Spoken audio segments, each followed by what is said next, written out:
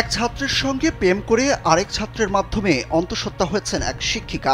তিনি প্রথমে এক ছাত্রের সঙ্গে সম্পর্ক করে গ্রেপ্তার হয়েছিলেন, এরপর জামিনে ছাড়া পান। আর জামিন চলার সময়ই আরেক ছাত্রের সঙ্গে সম্পর্ক গড়ে অন্তঃসত্ত্বা হন তিনি। আলোচিত এই ঘটনা ঘটেছে যুক্তরাজ্যে। ব্রিটিশ সংবাদ মাধ্যম বিবিসি এবং ভারতীয় সংবাদ মাধ্যম এনডিটিভি এই খবর জানিয়েছে।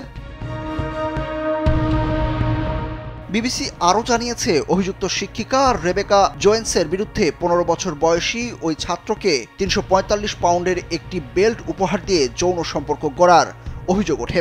৩০ বছর বয়সী ওই শিক্ষিকার বিরুদ্ধে শিশুর সঙ্গে যৌনকর্ম করার অভিযোগে বিচার চলছে। তার বিচারটি হচ্ছে ম্যানচেস্টারের ক্রাউন কোর্টে। তদন্ত চলার সময় ওই শিক্ষিকাকে বরখাস্ত করা হয়, তবে ওই স্কুল ও ছাত্রদের কারো নামই প্রকাশ করা হয়নি। ওই শিক্ষিকা ১৫ বছর বয়সী ছাত্রের বন্ধুকে ছবি পাঠান, যার মধ্যে গোপনে তোলা ছবিও ছিল। এরপরেই তাকে গ্রেপ্তার করা হয়। ওই ছাত্রকে জিজ্ঞাসাবাদের জন্য আদালতে আনা হয়েছিল।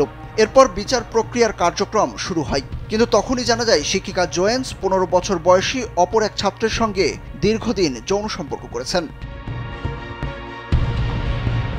যে দ্বিতীয় ছাত্রের সঙ্গে সম্পর্ক গড়ে শিক্ষিকা জোয়েন্স অন্তঃসত্ত্বা হয়েছেন, তিনি তার শিক্ষিকা ছিলেন এবং তিনি যখন চাকরি থেকে বরখাস্ত হয়েছিলেন তখনও এই ছাত্রের সঙ্গে সম্পর্ক অব্যাহত রাখেন। তখন এই ছাত্রের বয়স ১৫ বছর ছিল। ওই ছাত্র শিক্ষিকার ফ্ল্যাটে যায় এবং তারা একে অপরের সঙ্গে ঘনিষ্ঠ হয়।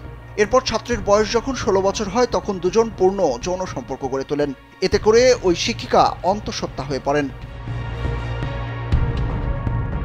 ব্রিটিশ কোর্টের তথ্য অনুযায়ী ওই শিক্ষিকা তার দ্বিতীয় ছাত্রকে বলেছিলেন তিনি অন্তঃসত্ত্বা হতে সক্ষম নন, কিন্তু পরবর্তীতে তিনি অন্তঃসত্ত্বা হয়ে পড়েন। প্রসিকিউটর জো অ্যালম্যান শিক্ষিকা জোয়েন্সের এই ব্যবহারকে নির্লজ্জ হিসেবে অভিহিত করেছেন।